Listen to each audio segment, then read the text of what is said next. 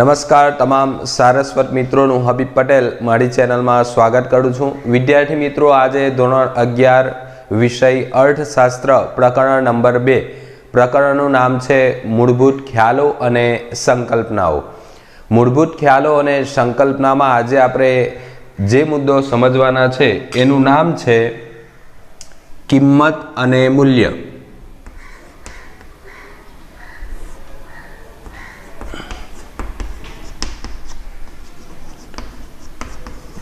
કિંમત અને મૂલ્ય। વાસ્તવમાં જે આ બે શબ્દો છે એને આપણે એક સમાનાર્થી શબ્દ તરીકે પ્રયોજતા હોઈએ છીએ। રોજિંદા જીવનમાં આપણે એનો જે ઉપયોગ કરીએ છીએ તો એ કિંમત અને મૂલ્ય એ બંને શબ્દને પર્યાય શબ્દ તરીકે વાપરતા હોઈએ છીએ, એટલે કે એક સમાન હોય એમ જ એનો ઉપયોગ કરતા હોઈએ છીએ।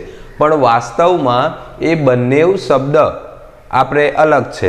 અર્થશાસ્ત્રની અંદર જ્યારે અભ્યાસ કરવાનો થાય તો કિંમત અને જે મૂલ્ય શબ્દ છે એ બંનેને અલગ રીતે જોવાનો છે। પણ આપણે જે હાલના સમયમાં રોજિંદા જીવન વ્યવહારમાં જેમ કે ઉપયોગ કરીએ છીએ એમાં આપણે લખી શકીએ કે આ વસ્તુ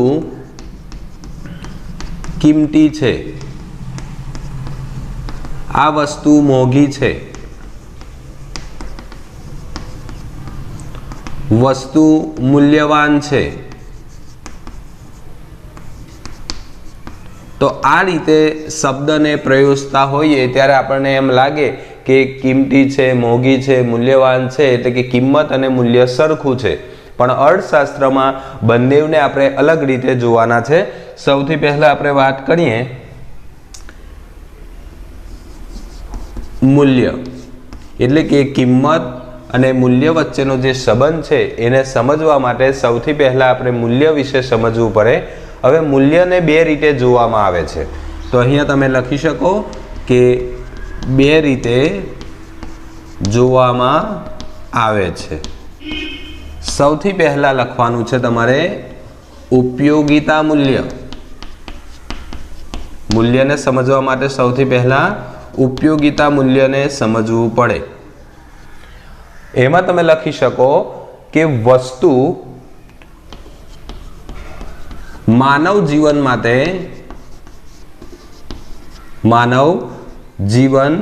માટે કેટલી ઉપયોગી છે,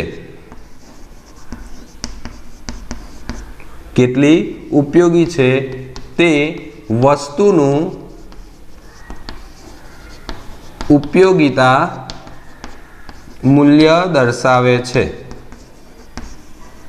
વસ્તુ માનવ જીવન માટે કેટલી ઉપયોગી છે, કેટલી અગત્યતા ધરાવે છે, તો તે વસ્તુ આપણે ઉપયોગિતા મૂલ્ય છે એમ આપણે દર્શાવી શકીએ।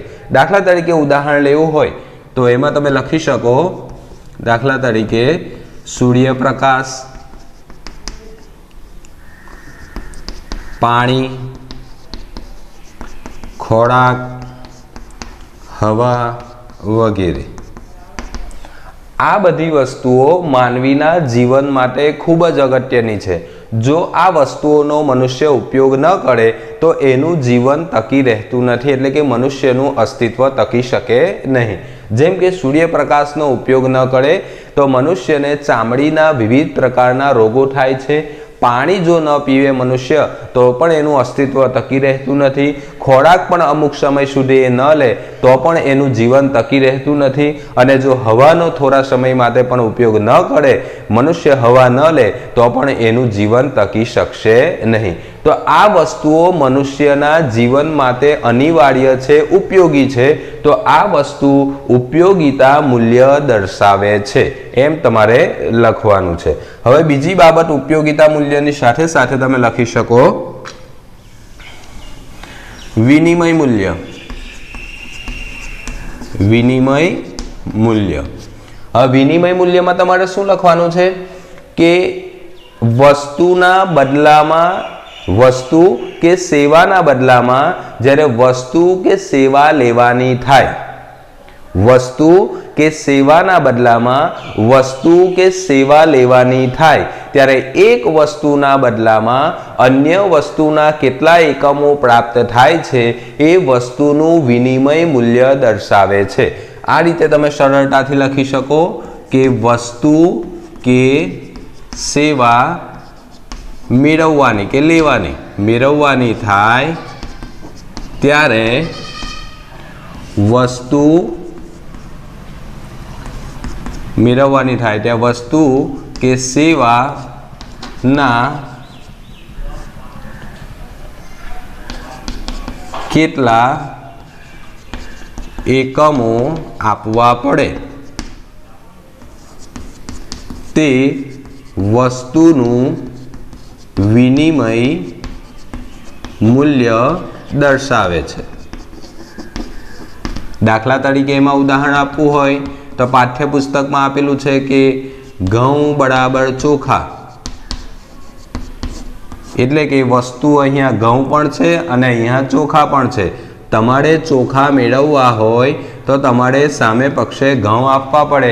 જે વ્યક્તિને ચોખા આપણે ઘઉં મેળવવા છે તો એ વ્યક્તિને બદલામાં શું આપવું પડશે તો કે ઘઉં મેળવવા હોય તો એને અહીંયા ચોખા આપવા પડે। એટલે કે એક વસ્તુ આપણે મેળવવા માટે ચોખા મેળવવા માટે આપણે એને શું આપીએ છીએ તો કે ઘઉં આપીએ છીએ। તો અહીંયા એક વસ્તુના બદલામાં જ્યારે બીજી વસ્તુના જેટલા એકમ આપવા પડે તો એ વસ્તુનું વિનિમય મૂલ્ય દર્શાવે છે। દાખલા તરીકે નક્કી થયેલું હોય કે 1 મણ ઘઉં બરાબર 2 મણ ચોખા, તો અહીંયા ચોખા જેની પાસે છે એ વ્યક્તિએ ઘઉં મેળવવા હોય તો એને શું કરવું પડશે તો કે 2 મણ ચોખા ઘઉંવાળી વ્યક્તિને આપવા પડશે। તો આ રીતે જ્યારે દર્શાવવાનું થાય તો તમે લખી શકો કે વિનિમય મૂલ્ય। હવે એક બીજો પ્રશ્ન ઉદ્ભવે કે વસ્તુ જે કિંમત અને મૂલ્ય છે એ વચ્ચેનો સંબંધ શું છે? વસ્તુની કિંમત અને મૂલ્ય વચ્ચેનો સંબંધ, આ મહત્વનો ભાગ છે, થોડું ધ્યાન તમારે આપવું પડશે। વસ્તુની કિંમત અને મૂલ્ય વચ્ચેનો સંબંધ શું છે એ આપણે સ્પષ્ટ કરવું હોય તો અહીંયા તમારે લખવું પડે કે જે વસ્તુનું ઉપયોગિતા મૂલ્ય હોય તેનું વિનિમય મૂલ્ય હશે એમ ન કહી શકાય। જે વસ્તુ મનુષ્યના જીવન માટે ઉપયોગી છે એ વસ્તુનું વિનિમય મૂલ્ય હશે એમ ન કહી શકીએ। કેમ?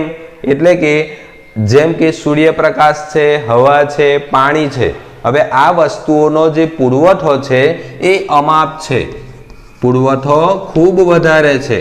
એટલે કે જ્યારે પુરવઠો અમાપ હોય, વ્યક્તિ ચાહે ત્યારે એનો ઉપયોગ કરી શકતી હોય તો એ વસ્તુની કિંમત હોતી નથી, એટલે કે વસ્તુનું વિનિમય મૂલ્ય હોતું નથી। સૂર્યપ્રકાશનો તમારે ઉપયોગ કરવો હોય તો સૂર્યપ્રકાશ દરેક વ્યક્તિને મળતો હોય છે। તો કોઈકના ઘર પાસે આપણે ઊભા હોય ત્યાં સૂર્યનો પ્રકાશ પડતો હોય તો એ વ્યક્તિ આપણને એમ નહીં કહી શકે કે તારે મારા ઘર પાસે તું ઊભો છે તો સૂર્યપ્રકાશ મળે છે તો એ માટે તું મને પૈસા આપ। એ જ રીતે આપણા ઘર આંગણે કોઈ વ્યક્તિ ઊભો હોય તો આપણે પણ એમ કહી શકીએ નહીં, કારણ કે દરેક વ્યક્તિના જે ઘર છે એ ઘર પાસે સૂર્યપ્રકાશ આવતો હોય છે, એટલે કે એનો પુરવઠો અમાપ છે એમ આપણે કહી શકીએ। અને સરળતાથી જે વસ્તુ આપણને મળતી હોય એનું વિનિમય મૂલ્ય હોતું નથી। એ જ રીતે હવાની બાબતમાં પણ તમે લખી શકો અને પાણીની બાબતમાં પણ લખી શકો। પણ સાથે સાથે એક વસ્તુ યાદ રાખવાની છે કે જે પાણીનું ઉપયોગિતા મૂલ્ય રહેલું છે એ પાણીના ઉપયોગિતા મૂલ્યની અંદર આપણે આજના સમયમાં વર્તમાન સમયમાં વાત કરીએ તો પાણીનું વિનિમય મૂલ્ય પણ રહેલું છે। ઉપયોગિતા મૂલ્ય પહેલાથી જ હતું, એનો પુરવઠો પણ અમાપ હતો, પણ હાલના સમયમાં પાણીની જે અછત ઉદ્ભવી છે કે શુદ્ધ પાણી બધા લોકોને પ્રાપ્ત થતું નથી, તો શુદ્ધ પાણીની જે અછત ઉદ્ભવી એના કારણે પાણીનું પણ વિનિમય મૂલ્ય ઉદ્ભવ્યું છે। એટલે કે હવે આપણે પાણી પણ વેચાતું લેવું પડે છે અથવા તો વેચાતું મળે છે. તો આ રીતે તમે લખી શકો. હવે એકવાર તમે પુરવઠો અમાપ દર્શાવ્યો તો હવે બીજી વસ્તુ તમારે લખવાની છે કે જે વસ્તુનું વિનિમય મૂલ્ય હોય, જે વસ્તુનું વિનિમય મૂલ્ય હોય એનું ઉપયોગિતા મૂલ્ય હોય છે. હા, પણ એવું બની શકે કે ઉપયોગિતા મૂલ્ય ઓછું હોય. એમાં આપણે વાત કરવાની છે કે વસ્તુનો પુરવઠો ઓછો હોય, વસ્તુનો પુરવઠો ઓછો હોય, કોઈ એક પેઢીનો